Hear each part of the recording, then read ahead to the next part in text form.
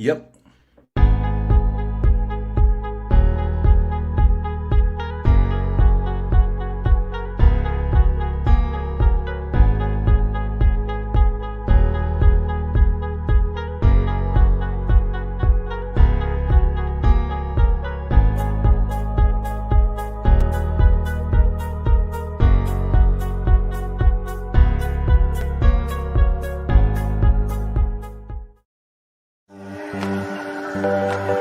Come on, y'all.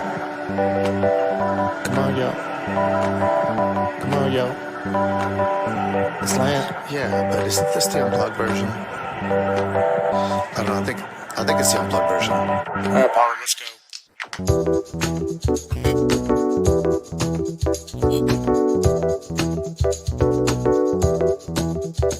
Commanded.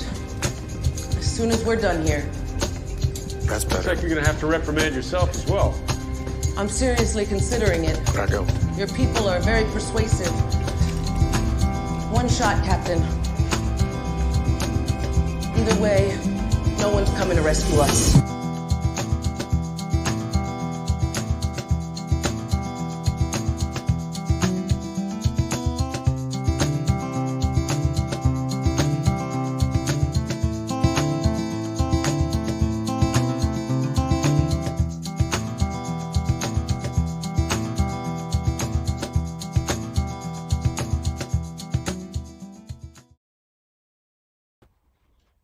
Hey, welcome everyone. Welcome and good evening to Latino Slant. This is Mike, aka Mexican Ironman, Mike Knoll, one of the first original subs and stream attendants when the channel got launched last year. I've been honored and blessed that tonight we have a fantastic show lined up. Not only are we going to be actually hosting our dear sweet Paulie, but we actually have a really famous TV, movie, and theatrical actress, star with us. She is affectionately known as Mrs. Slant, but in her stage name and her professional career, she is Romi Diaz, and you have seen her in a lot of places, and she has played an incredible, diverse range of characters and been in a variety of mediums, and she's been actually all over the place and has a really incredible, fascinating story. You saw some of the clips that just featured her work. We're going to be talking about her origins. We're going to be talking about how Paulie and Romi met as well, and focusing on some of the great professional achievements that she's been able to do. She is a groundbreaking artist.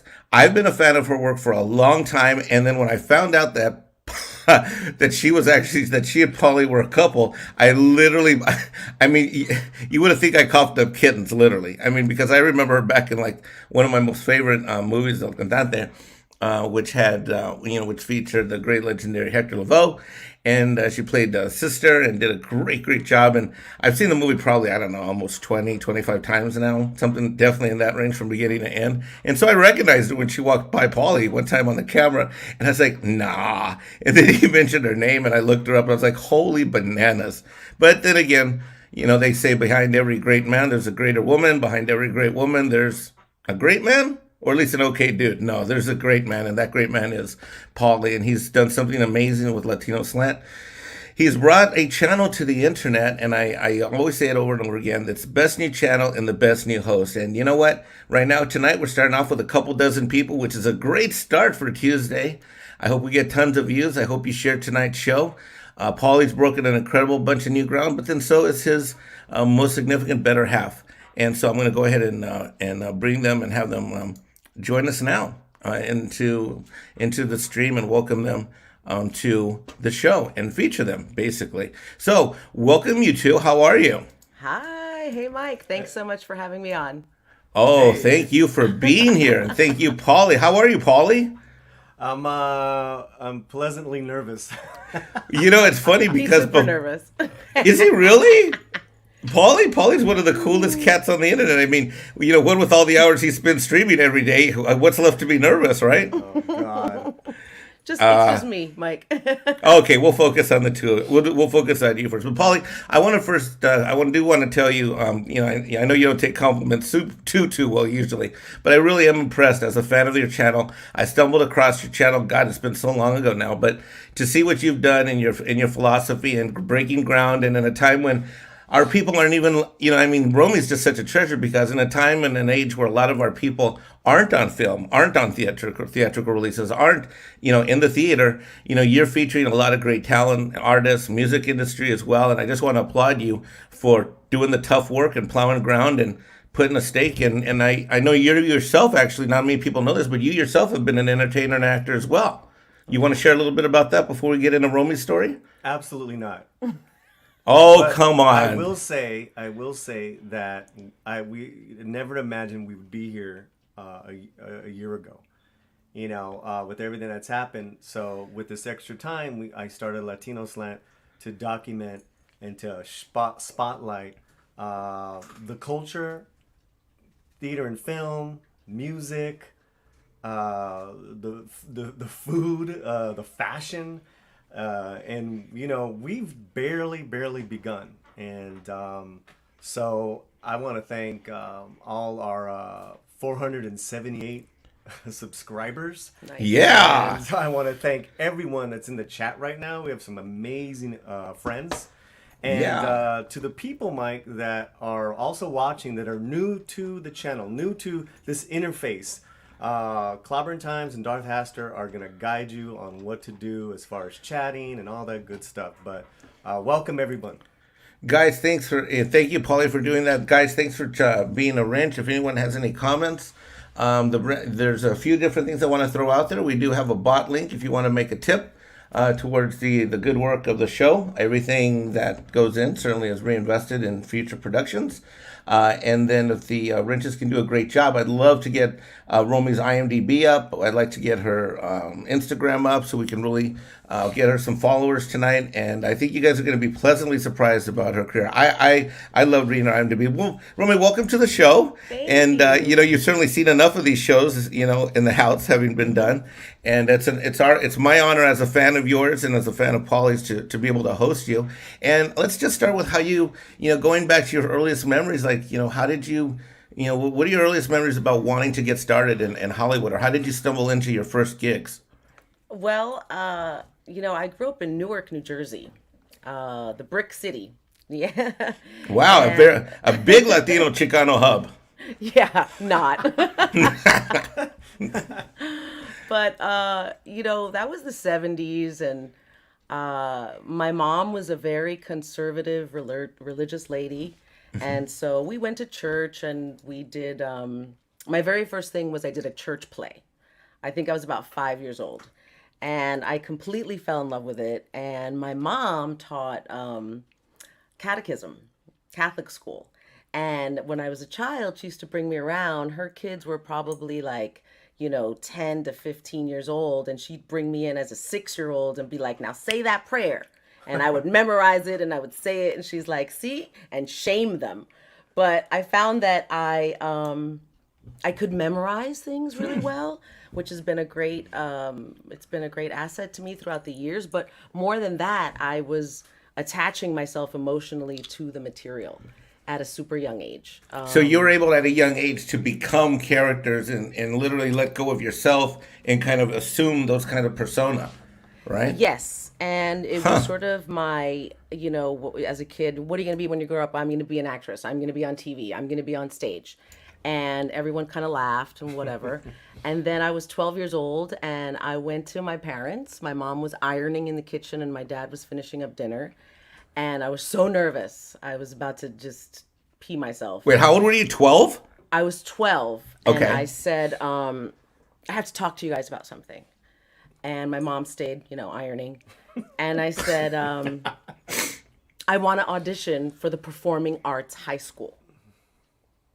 Wow. My mother dropped the iron. She said, wait, the over my Performing dead Arts body. High School? Like the one where you go there and they just that's all the kids do? So you're thinking of Fame, right? LaGuardia, New York. But Fame was actually based on our high school. Newark Performing Arts High School was the first the academy, arts Okay. high school in the country. So, I went to school with people like Savion Glover and he was in my class actually. And anyway, so I'm in this kitchen and my mom threw the iron down and she said, over my dead body, and walked away in tears already. And my dad said, I'll take the girl. I'll take her to the audition. And if she gets in, she gets in. And I got in. And then the following year, I think I was only a sophomore, I got the lead in Cinderella Wore Combat Boots. And my parents came to see it, and I was the lead. And from that moment on, they've been my absolute 100% support system. That So is that started that. fantastic. And if her family's watching on the East Coast, Oh, they are. Hey What's everyone, up? hey everybody. She has an amazing family. I love them to death, and I think my parents are actually watching as well. So Yeah, we have lots of family and friends. Yeah. Hey, y'all. That's fantastic. Wow, that is certainly unique as in terms of Hispanic culture. Yeah, my mom wanted me to literally become a secretary and get married and have kids. And I did none of those things. And she's actually perfectly happy about it now. She has grandkids. From my sister and brother. One of the things, I don't know where to start with this, but one of the things that I love about your career is that it spans TV, movies, and theatrics. I mean, and the stage. And I actually did, long before I was Mexican Ironman, I actually did a lot of drama plays in high school and in college at Stanford. So nothing obviously at your level, but I certainly have a keen appreciation for what goes into that. And they're very different disciplines. I mean, the set of skills and who you have to be on and off the set or on and off the stage are really different. And so what really fascinated me is you seem to be able to really glide. And I say this because, I rewatched El Cantante the other day when my leg was up in the air and I was in rehab. And then I also saw that I want you to talk about the play that you sent me the link to that I saw with a couple of my physical therapists in my hospital room, and you just seem to have a very great ability to capture skills or have these skills where you can go from one platform to another. I want you to talk a little bit about that. Like, did that take a lot of work? Did you do one and then move to the next? Because most actors really, they get in their comfort zone and they can only do movies, and their career may or may not go anywhere. Some people only stick with the stage, and some people may do stage and may do TV, and are never really great at movies. And talk about how you've been able to have some great roles and front and supporting cast roles in all three. How have you been able to do that? Well, first of all, I'm glad I fooled you. It's not easy at all. I was thinking about it today, and I was thinking about our interview and sort of doing a quick look back on my career, right? A little bit. And the thing that struck me the most was that I got a conservatory education at Mason Grove School of the Arts at Rutgers University. What does that mean, right? It means that we were trained. We were really, really trained well. But here's the thing. You get out there in the world and the school of hard knocks, and nobody has the cliff notes to that. So I found myself being really, really comfortable on the stage. And the first time I did TV, it was like, wait, what? Or I remember I started doing short films in New York. And the first time that I saw myself on a big screen, it was a short film. It was actually quite wonderful, but it was called The Window. John O. Oliver directed, and I met some amazing actors on that set that are now directors and writers themselves and producers. This is a million years ago in New York, but the point is, it was played on the big screen, short film festival. I remember my parents were there, my best friend Hillary was there, and I graciously excused myself at the end, and I went to the restroom, and I cried my eyes out. Because I said, oh my God, I look like that? I'm never gonna do TV and film. I can't believe I look like that. And I couldn't get over how I looked. So I got into this weird headspace about being on TV, and all of a sudden you find yourself really rigid, or you don't know how to act all of a sudden. So I had to relearn sort of the nuance of working in television.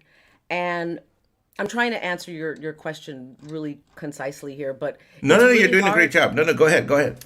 It's really hard. So when you're working on a play, for example, you have 4 weeks of rehearsal. You're absolutely luxuriously ready and primed. You've figured out who this character is. You know the world of the play. You know the story you're going to tell. It is not that way at all in television. So especially in my case, I do like a ton of guest stars. We're there. Our work is important. We're there to push the story along, to tell this story, to enhance. But it's not our realm. So depending on what the show is, I mean, I'll go onto a set and be like, okay, what is happening here? Who are you? What is the relationship? Where all of this stuff would have been hashed out in the 4 weeks of rehearsal. You have maybe 24 hours. And a lot of times they'll change the script on you, but you get to set and you really don't know what that world is. So that has been really challenging to come in. You have your own point of view. You've done your work. You've made your choices. Clearly they want you there because what you're working on is right. But it's still like, okay, that was that. With film, you have a little bit more time and you can ground yourself in a character and in a story. But that has been my primary challenge. And then with film, how far in advance do you usually get the scripts? In general, and on average? Well, with film, I mean, it depends. I think everything is different, and certainly now with COVID, it's again different. But I would say at least a few weeks or a month, and you have the whole script. A lot of times, depending on the show, I won't even be able to get a script of that episode. So wait a minute. What do you mean? You show up and you guys are going to start filming and you don't have the script? Absolutely. With what? Confidential. Oh yeah, it happens more than you think. Not with every show, but with some shows, with a lot of network shows, the confidentiality, they don't want any leaks or anything of that nature. And I've, was just working on something a couple months ago that's coming out in a couple of weeks. And I remember having a conversation with the lead guy and saying, hey, can we talk about what's happening in the scene? He was like, oh, yeah, right. You didn't get a script. And he's like, yeah, let's talk about it. Paulie, were you going to add something there? Well, and I think it's great for our fandom community and then our friends who are here as well to get a little insight, Romy, as to you just because you have a script and you audition for the script and you get the role. Right? Then what was that? I don't know. I have a dog on my lap. I think that was your lipstick. It's a different animal once you get the script, once you get the job. Yeah. So why is that? Why is it like when you audition, it's a different script, so to speak, and then... Well, I don't think from the audition to shooting it's going to be that dramatically different. I think the real challenge is when you actually land on that set. I mean, I remember the first episode I did for 911, you're shooting on Hollywood Boulevard. There's... Right. The episode was about the big earthquake that hits LA. So I'm suited up in my fire chief outfit. That alone weighed 40 pounds. All of a sudden they're like, you're, eating something in the craft services and they're like, all right, ready for fire chief. And you go out there and you're like, oh, okay, this is the world. And who am I talking to? And what's their relationship? Right. So you kind of have to just dive in with your fire boots on, honey. You know what? We got a tip, Mike. Oh, we did? I'm sorry, I'm so busy looking at the room. Well, go ahead and call it out. I missed it somehow. I don't know how I missed it. No, I got it. Nick Weiser just tipped us $10. So let's... Who's saying shmush? Oh, we'll get there right now. Shmush. Nick, this is for you.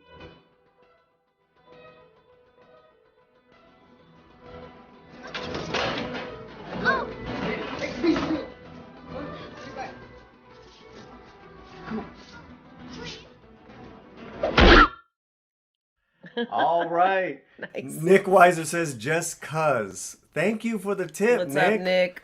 32 Flavors is Nick is my co-host on the X-Files. Oh, yeah. My favorite. Great show. Thanks a lot, You do Nick. a great job. And thanks for being here. Let's go back and talk about some of your career. Let's do some little filmography work. Where should we start? Should we start with let's just go chronologically. Let's go back in time and why don't you walk us through some of the different roles. And now this is going to be what was astounding to me is you look like a spring chicken, yet your roles have spanned more than 5 or 10 years. And we'll just say generally 20. 20? Okay. Well, hey, Mama done told me to average down, not up when it comes to a lady. So I'm happily in my 40s. Okay, well, so when you going back into career, like one of the first thing that I know one of the feature films that where you had a big role was El Cantante. What was that experience like? Whew, I heard that was a tough production. for a lot of reasons. But you did great. Oh, well, thank you. Well, first of all, I just remember, I was just blown away. I was blown away. I was going to be working opposite Jennifer and Mark, and with this Mark movie. Anthony and Jennifer Lopez for the chat, everybody. Mark Anthony, Jennifer Lopez. Yes. And, there was literally one other female role in the entire movie besides Jennifer, and people were literally about to cut their mother's throats to be cast in that role. I remember that afterward, I heard that Lisa wanted that role really badly, and she wanted it from head to toe. Because I love Lisa. Ooh, she wanted your role from head to toe. Yes, she did. Yes, she did. But no, it was an education, Gosh, my favorite scene was when you turned to her and you told her where you stood up for your brother's health, and I think it was a hallway scene. Well, and I just thought it was awesome. Like, of course you're acting, but still you got to tell off Jennifer Lopez and tell her to go to hell. I mean, I just thought what was that like as an artist, to be stern and firm? Okay, so we shot that scene. That was the very first thing that I shot with Jennifer. So, I remember I got to set, and she and I didn't speak or anything. The cameras were set up. It was very quiet. Jennifer likes quiet on the set. Okay. And you just nailed it like that? You guys didn't practice or rehearse or nothing? You just bam. There was no rehearsal. It was my very first scene. I remember we started working, and we did the scene probably 3 times. And so every time Leone Chasso, our director, said cut, I just went back to my mark. I was like, okay. And you didn't do any small talk with J-Lo? No. We got into the scene. That was the first thing. So after the 3rd or 4th take, she literally walked over to me and she was like, "Hi, Mama. What's your name?" And I was like, "Romy." She's like, "Hey, I'm Jen." And it was like, she said, okay. I'm Jen?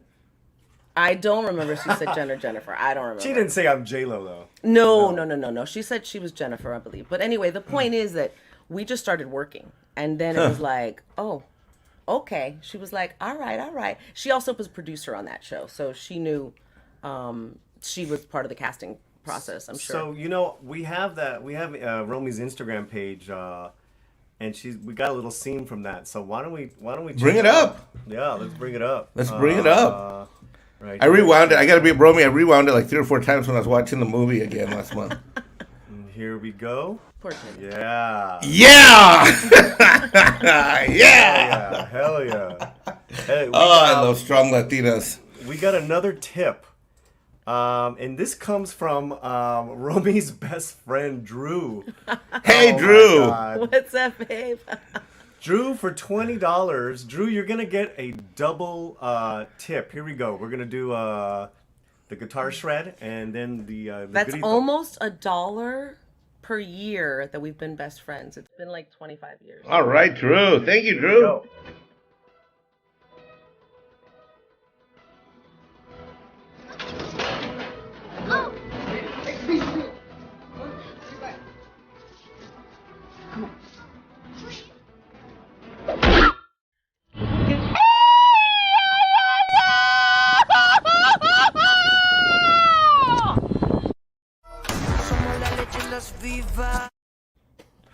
All right, and Drew says, "Woohoo! Go 911!"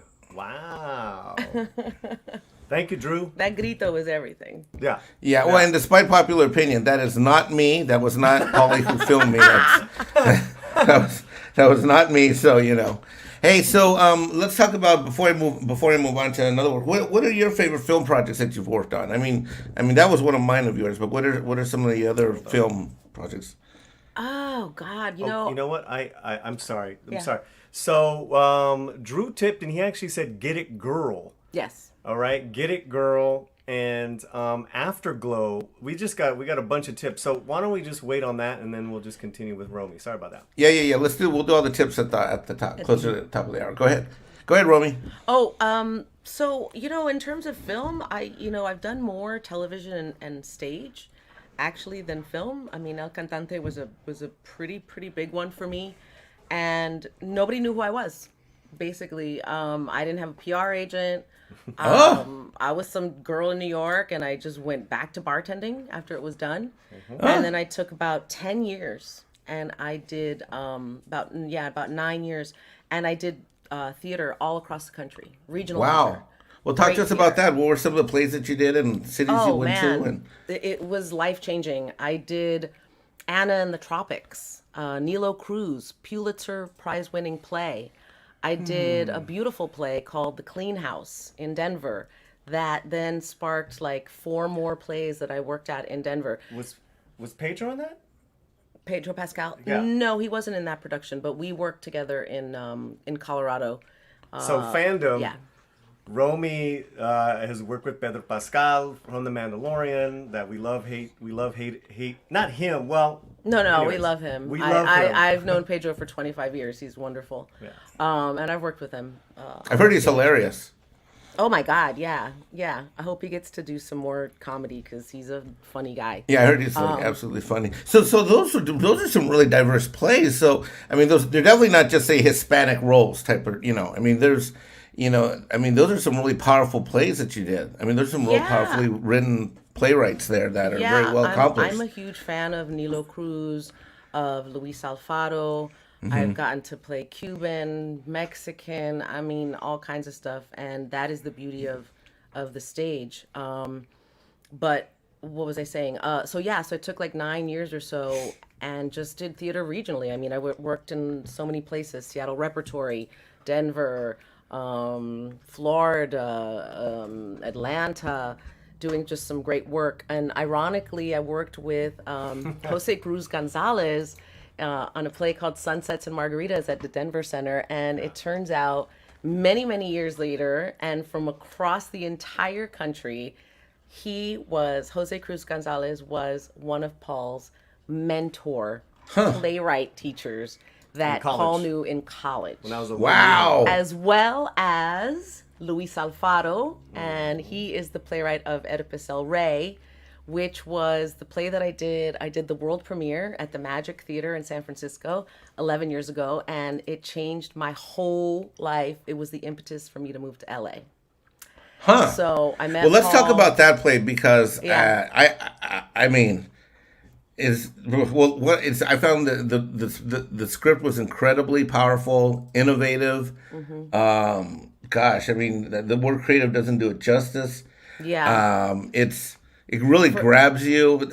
I don't want to give away any spoilers, but talk about the play, basic overview, and then talk about how you guys were able to deliver the medium, and then talk about the video that you sent me recently. Okay, that I got to see.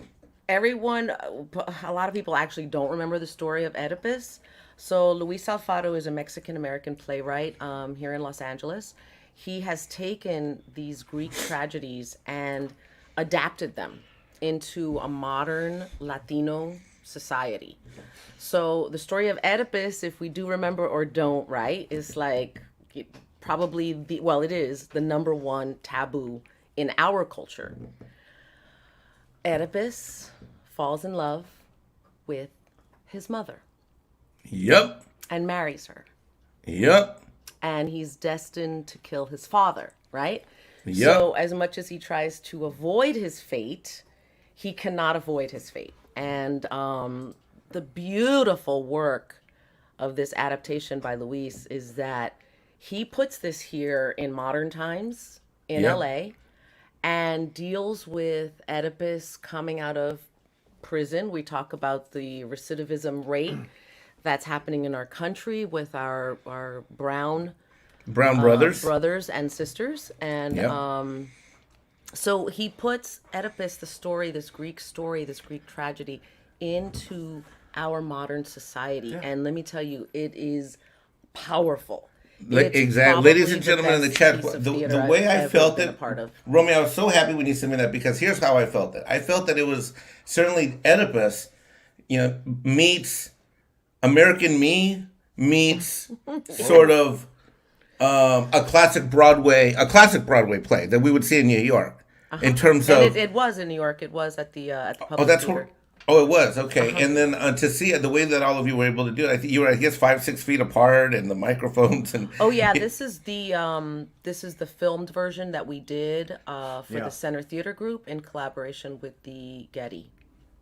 It was amazing, and I'm gonna look for a link. But I did the two out of the three world premieres back in the day, 11 years Wow. ago. The first one in San Francisco at the Magic, and then the second one just a year later, after I'd moved to LA, in Washington D.C. at the Woolly Mammoth. Great. So two completely different directors, productions, cast members, and a year apart. Paul, if you could help me find the link to that, I'd love to share it in the chat. I don't have it handy. It's free, you guys. There's a direct Yeah. link, and it's free until January 20th. And also, you can pause and start it up again, which is a That's great yes, you feature. can. In fact, one of the things that I did, I was so moved by it when I saw it by myself that I actually had a mini viewing party. So I had two nurses and I had my Nice. two physical therapists when I was in my rehab center with my leg in the air when they'd gotten off shift, and all four of them really enjoyed it very, very much. So That's yeah, it's great. great. I really encourage people to see it. You know, in an age where we can't go to the theater, Yeah. we Well, we can't. I don't think you actually know this. I'm sorry, my mouth got all loud. I'm like, well, I'm excited. I don't Go think ahead. you know this yet, Mike, but next week I'll be doing something similar, although we won't be together live. It'll be a Zoom reading, but we have a full week of rehearsal, and then we're going to put it up on the 15th, or we'll film it on the 15th. Also for the Getty is a brand new play called Pandora's Box, Oh. written by Laurel Olstein, and I'm going to be playing Aphrodite. Oh. I can't get away from the Greeks Oh. and the Oh. sexy lady. And the sexy hot ladies. Yes, I can say that. I'm his brother. I'm your brother-in-law. I can say that. I'm allowed. Here's Mr. Butters, by the way. He's been on my lap the whole time. Oh, Butters. The link is in the private chat. And ladies and gentlemen in the chat, what we're going to do is after we post the stream tonight, we'll go ahead and add that link, if to what Yeah. you've got coming up, as well as the link to Oedipus. And then now let's talk a little bit about TV. You've done some TV work lately. I think CBS and NBC. Wait, did I have that right? Or is it Rescue 911 on Fox? 911 It's No, on Fox. 911's Fox. Fox. I'm and, sorry, CBS and Fox. So talk about that. Talk about some of the shows you've been in recently and what you're doing now. Yeah, so Cameron does say that he wants you to wear the hat as Aphrodite. maybe I will.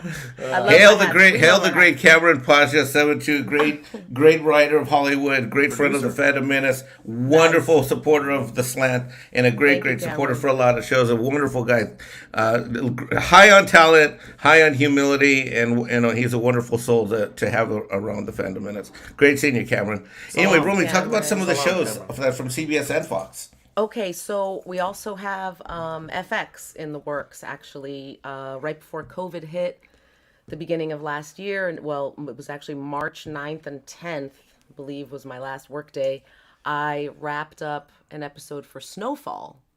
And I am really into this character, Rafaela Ibaceta.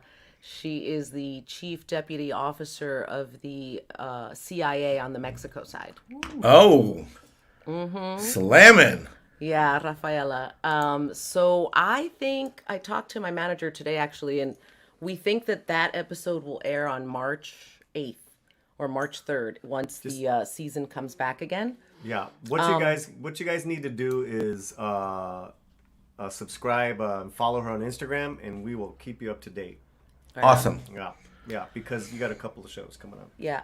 And the 911 has been really great. I love that show. Love working with those guys. To me, it is like working with a family. And All of you guys seem so intense. You guys seem to flow together on that show like fluid, like oil. Just Well- really, everybody seems to seamlessly work well together. That is such a great show. Yeah, I mean, at the helm is Peter Krause, who I have been a fan of for years in 6 Feet Under. And let me tell you something. I can't emphasize this enough, you guys.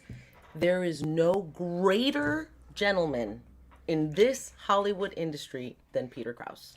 If you guys don't know who Peter Krause is, he is a star of 6 Feet Under. He and the star of 911, Well, along with Angela Bassett. Yeah, I'm just and saying, but anyway, he's a big theater guy. You know, he went to NYU, and we're on the set. We're always talking about theater.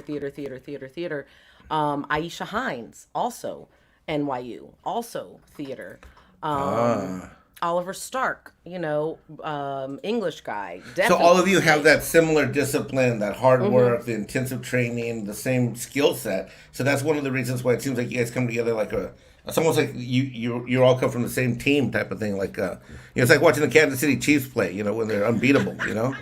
I mean, that's what it's like watching the show. It has that vibe to it, and it's like it moves really quick. Like I can't believe, even through the commercials, it moves really, really quick, and I'm excited. Just what they do with the sets and the storylines. I mean, nobody's doing. And it's Ryan Murphy, you know.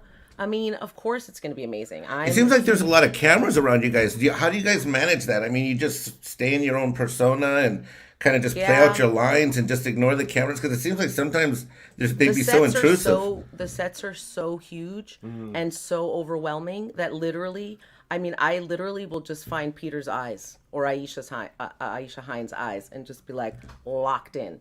And Peter will know. Peter's like, got you. Stay right here. He's just amazing. I can't talk enough about Peter and Aisha. Let me just say that we have people watching on Facebook as well. What's up, Facebook? Hey, Thanks for watching on Facebook. Get on over to YouTube, subscribe, and follow Romy. On Instagram. Yeah. Okay, so some of the episodes, what do you got coming up? Why don't you tell everybody the night it airs, what time? And all right, so check it out. January 18th. We have 911 coming up. It is the season premiere. It is season 4. I was also in the season premiere of season 2, and they called. That's right. Yeah, they called up, and they were like, "Hey, Romy, you're in LA, right? This is just October or something." And we said, "Yeah, well, I'm here in LA." And they said, "Great, get ready to work. We're bringing the fire chief back." So I couldn't have been happier about that. And so that's going to be on January 18th on Fox. And then we have Snowfall coming up in March. And we have The Gettys going to be filmed on January 15th. That's Pandora's Box. Oh, wait a minute. I'm sorry, sweetie. On Facebook, my grandmother is watching. Oh, Nana. Hi, Nana. Hi, Nana. Hola, mi amor. She's like 92 years young. Yeah, from it's amazing. In Phoenix. What's going on, everyone? Love you. All right, sorry about that, sweetie. Yeah. So, I had to audition today for something else. So, we're just putting one foot in front of the other right now and just trying to stay clear in these times. Well, it sounds like you've been keeping busy, and you know, a lot of acting and all that stuff. So that's great. I was wondering, when you look at your career and the roles that you had and where you're going now, what's sort of your, if you have one, a mission or passion? Or I know a lot of artists sort of have a sort of a core set of ethics or perspective that they really want to bring to their craft. What are those for you? Oof, good question. I mean, that has been so important to me over the years. Because you could have quit at any time. You've had a great long career. And so what is that guiding lights that you have inside your soul that sort of keep moving you forward and guide you in terms of roles and stuff? No other backup plan. I have to do it. I was going to say, she's not quitting. Yeah, never quitting. No other plan. But no, I've been so fortunate to really just play. What's really important for me is to play roles that I would want, if I had a daughter, my daughter to watch. I have a niece, Alexa. I always want her to be... She's probably up. Yeah. And I want them to look at these young ladies. I'm not playing the detective. I'm playing the lead homicide detective. I'm not playing the nurse. I'm playing the heart surgeon. Yeah. I'm not playing I went from playing the assistant district attorney to being the judge on More Than One show. That was on the CBS show, right? Yeah, Doubt. Oh God, that was a good show. That was a good show. So good. Yeah. CBS is just, they just don't move on to the next thing. Yeah, CBS goes on to the next thing. I mean, that's Yeah. why they have SEAL Team and those other kinds of things. I worked on and SEAL Team. on SEAL I did Team. the Criminal Minds thing. NCIS. You were on an episode of SEAL Team? Yes. Oh, which one a was that? Sergeant of some sort. Oh, I got to go back and look at all my I old was a sergeant episodes. of some sort. I Yeah. haven't seen those. But yeah, that's what loved working CBS on says. Dallas. That was a great show, though. You were fantastic. I really loved the powerful personality. I mean, for those of us who were Law and Order fans, we thought, they had some great district attorneys. Holy crap, you really brought the noise. I mean, Oh, thanks, honey. Yeah, I did. Yeah. I did all the Law and Orders. I did all the Law and Orders back in the day in New York, and I have a great little memory of actually one of the Law and Orders that I worked on. So, if you want to hear it real quick. yeah, of course. This is your show. This is your show. This is it's a really important story because, I'll just tell it. So I got a call from my then agent and she said, "Hi, Romy, Law and Order wants to see you in tomorrow for producer session." And I said, "Oh, okay, tomorrow. Oh, okay." And I was like, "Why is she being weird about it?" And she said, "Well, I didn't actually submit you for this. They specifically called for you." And I said, "Oh, okay, well, why didn't you submit me?" And she said, "Well, the breakdown services back in the day was for 5'10" and over Scandinavian, blue-eyed, blonde-haired only." Right. So she said, Description of the character. Yeah. "I didn't submit you for that." And I was like, "Okay." So she was like, "But they called and asked you to come in." I was like, "All right." So I got on the bus, I took the bus over to the west side where the Law and Order offices were, producer session. And I remember I opened the door for the waiting room, and sitting down are literally 20 to 30 of the most drop dead gorgeous, blonde hair, blue eyed, Scandinavian looking ladies that you have ever seen in your entire life. And they looked at me, kind of laughed, and turned back around. So I was like, okay. I came in with my little 5'6" brunette self, and I sat down, and I was like, all right, I love it. what's going on here? So I go into the producer's room, and all the producers says, "Romy, hi. And I'm like, hello. And one of them looks at me and says, "Yeah, I bet you're wondering why you're here right now." And I said, a little bit. And they said, "Well, you have the material, but take a few minutes, go back outside, and just give it some sort of accent. Whatever you like. Not Scandinavian, just whatever you like." So I was feeling myself that day, and I looked at them and I said, "Okay. And I want to see who can guess what country this is from." And I walked back out, and then they were ready for me, and I walked back in, and I did the audition, and I remember I finished, and like 3 of the producers went, "Ooh, I know, Brazil." And I said, "Yes, very good." And I got the part. Yeah. Yeah. And they changed it to a Brazilian lady. Yes. Yes. Can you give us a little Brazilian, babe? A little. Oh, God. Just channel your dad for a second. Yeah, no. I remember I was playing the madam. I was like this high-end prostitute lady or something. And Oh my goodness, I remember the episode. you do? Yes, I was it just- working with Chris Knopf. I was working Yes. with Chris Knopf. Yes. And Chris is flirting with me in between takes, and Oh, really? Mr. yeah. Big there, huh? Mr. Big. Mr. Big in real life, huh? Yep, but I had already actually met him, and he'd already actually asked me out a few years prior, but he'd didn't forgotten. remember. You've forgotten. Him and Pedro Forgotten. Pascual with Wonder Woman.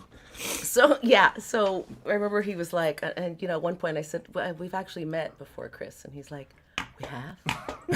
And I said, "Yeah, at the Christmas party with Vanessa Arico." And he said, "Oh," and he said, "Well, did I ask you out?"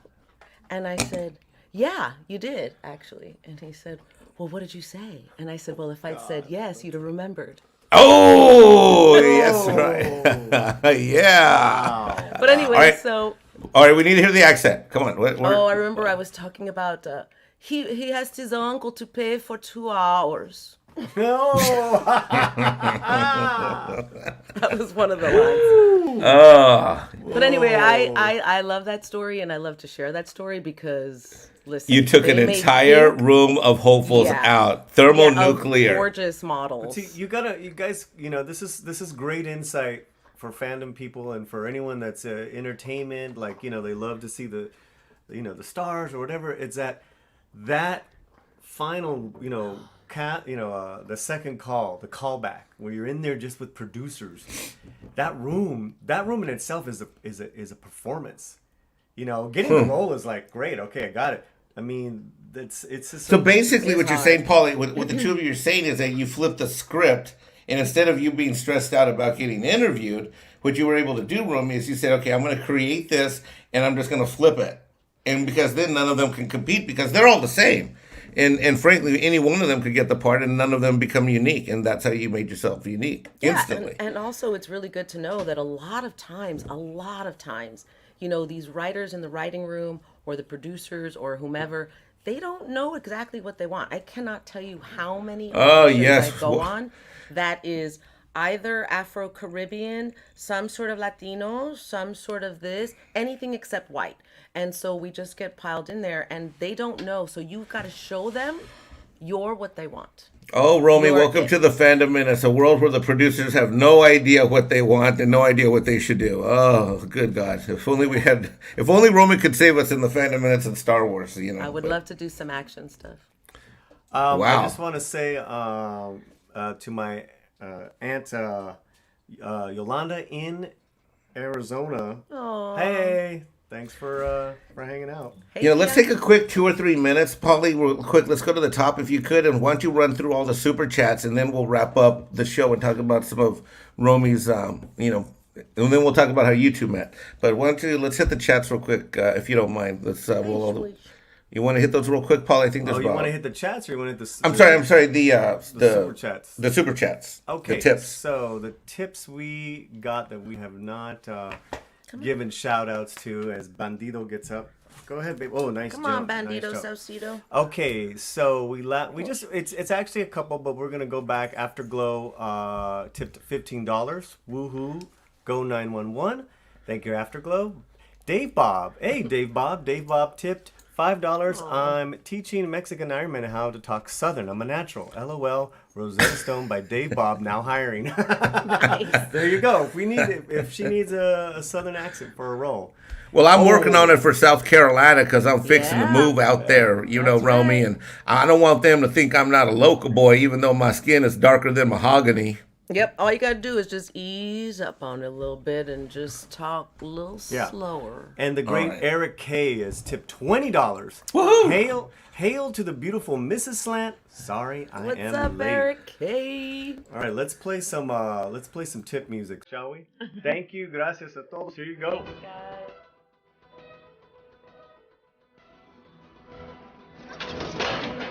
Oh.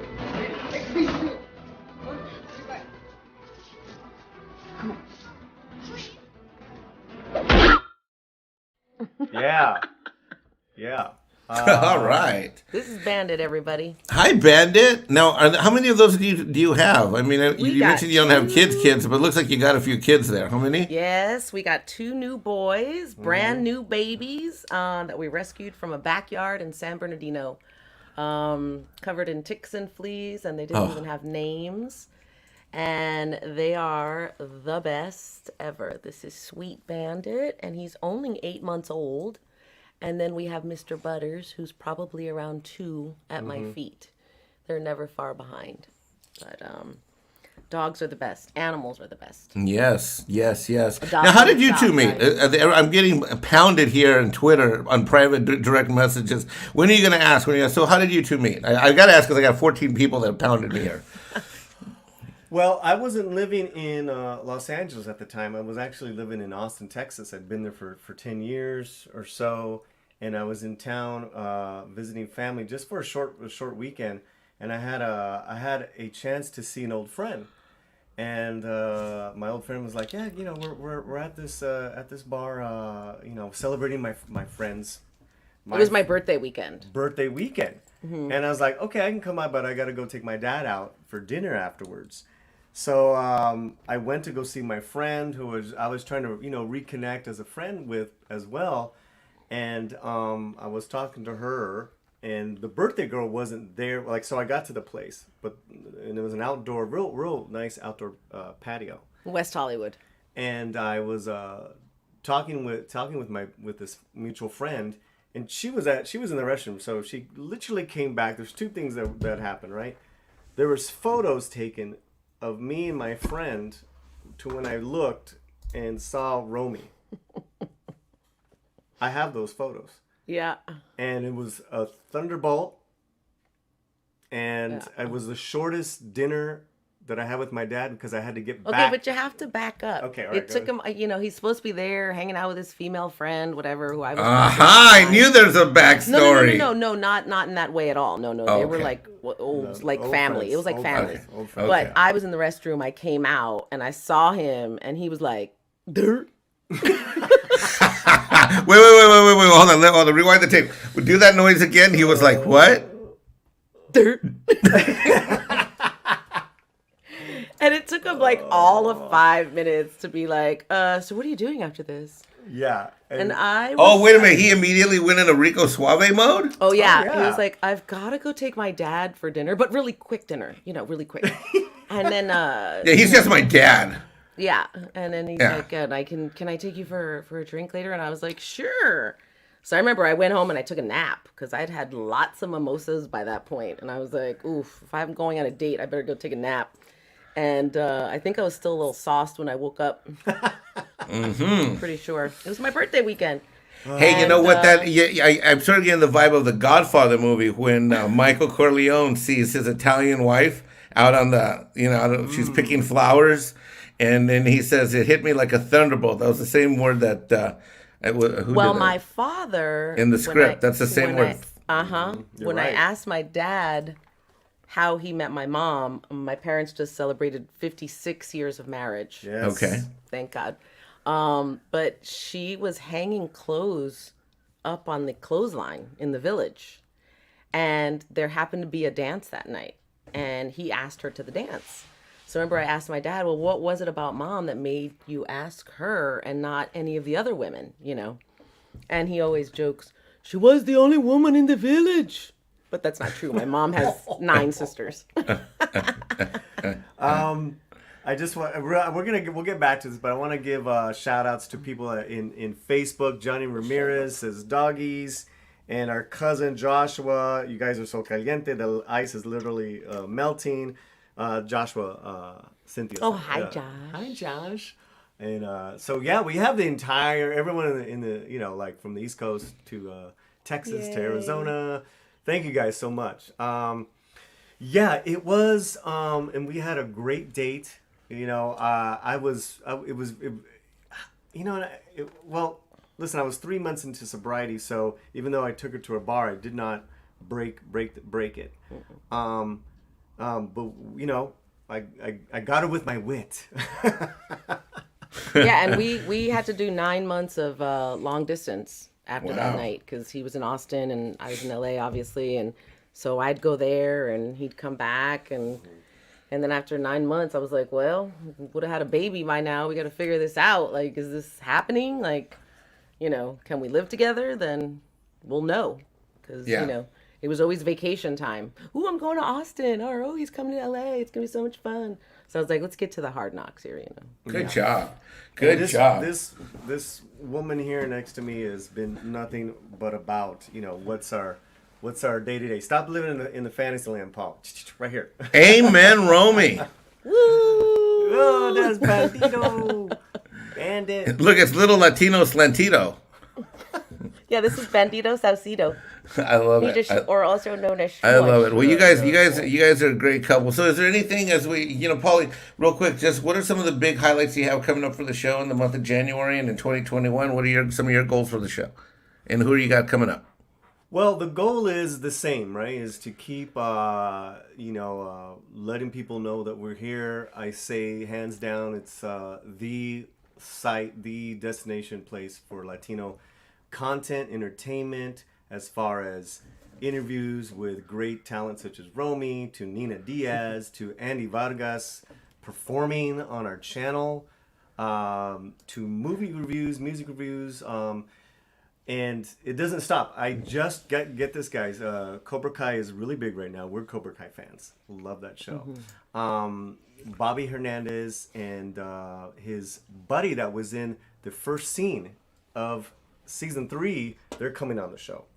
I got artists coming on the show. I have the drummer of Los Lobos coming on the show. I have fandom friends. I have Nina Infinity next month. No bite. So, we're really mixing it up, guys. The calendar is just every Tuesday we're going to be doing this, along with all our other fun sci-fi stuff. So this is where cultures get to meet, where we get to break bread with everybody. Sounds fantastic. And Romy, you talked a little bit about some of the shows that you have coming up, but beyond the shows that are premiering and what you're recording next week, what are some of the other things what are some of your goals for 2021? Oh, God. Get my own series regular role. Yes, let's do it. It's every actor's dream, so that I'm in a world that I can be in. I mean, I've worked, like I said, recurring guest and, top of show guest and everything else, but the dream is always to be a series regular. The idea of having some stability in this business it's enticing, right? But it's like anything else. What really is stable at any time in our lives. Right. But I just want to keep working, one foot in front of the other. I'm really, really grateful for all the work that has come my way and that I've been a part of. I mean, I got to work with Alfred Molina on the show Doc Ock. Let me tell you, Doc Ock, man. And he's like one of my favorite You got to tell people. the story, guys, because Doc Ock he's back in the Spider-Man movies. Oh, I forgot that's a thing. So yeah. before I love him. Before all this craziness started, we went to a play in was it March or February? In February. February of last year at Pasadena Playhouse. Alfred Molina is the lead actor in this movie where he has is a play. Sorry, it's a live play where he's the lead actor and his character has dementia, Alzheimer's. Dementia, Alzheimer's, and it's called The Father. You see him kind of like slowly, kind of just getting, it's the downward spiral, but it's a beautiful, just tragic story. He was amazing. Afterwards, he couldn't have been. Of course, he remembered who Romy was because Yeah, we were close on that Matador set. That was an El Rey Network, Robert Rodriguez production, and we stayed friends, and the makeup artist had the 4th of July party at her house that year, and we watched the fireworks together, and we got here on Facebook, Jason Martinez. What's up, J-Mar? Hey, Jason. He says, Boogie Nights, Raiders of the Lost Ark. Alfred Molina is like legend. He's a legend. But he's the sweetest dude. Yeah, I've heard he's a really incredibly nice guy, but also incredibly intense when he takes a part on. That's what I've heard. I don't know. He's so wonderful. We actually did a table read for that Matador project. And I remember because it was an intense role. I was playing an archaeologist from pre-Mesopotamic time civilization. Like I had to talk about canopic vessels, and I had a monologue that was like a page and a half long, So we did the read through rehearsal, and Alfred Molina, who was across the table, stood up, and he's really tall and big, Big boy. He just starts clapping. He's like, "By God, that was Shakespeare! Shakespeare, who are you, my lass?" And that's how we became friends. I would love to have. I'm gonna. You know what? I would not. I would love to have him, but we will have him on this show one day. Yeah, yes. Freddie. Freddie.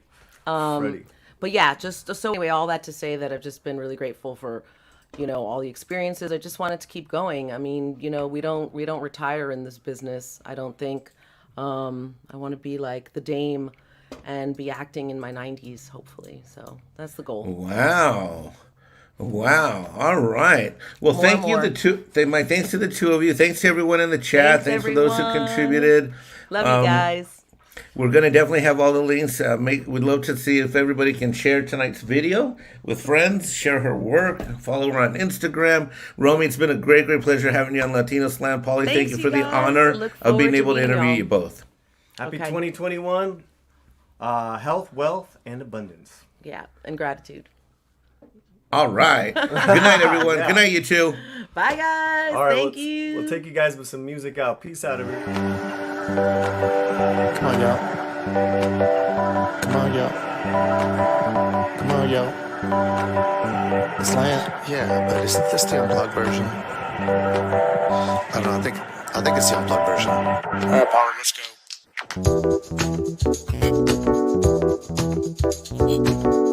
go.